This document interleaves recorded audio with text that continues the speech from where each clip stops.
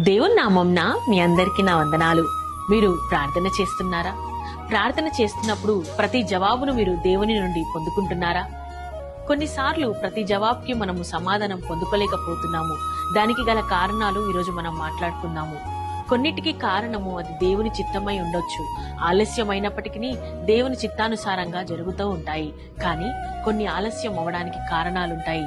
అవేంటంటే మనకును దేవునికి అడ్డంగా ఉన్న ఆ యొక్క దోషములే, అనగా మన పాపములు. మనము ప్రార్థన చేస్తున్నప్పటికీ, దేవుని సన్నిధికి ఆదివారము కానీ ప్రార్థన కూడికలకు కానీ వెళ్తున్నప్పటికీ, ఉపవాస ప్రార్థనలో ఉంటున్నప్పటికీ మనము తగిన జవాబును కొన్నిసార్లు పొందుకోలేకపోతున్నాము. ఎందుకంటే మనలో ఉన్న కొన్ని పాపములు దేవునికి అడ్డముగా ఉన్నాయి. అవేమో కాదు, ఇతరులను క్షమించకపోవడమే కానీ, లేదా ఇతరుల మీద కోపం పెట్టుకొని పగగా ఉండడమే దేవునికి ఇష్టం లేదు. మనము సంపూర్ణ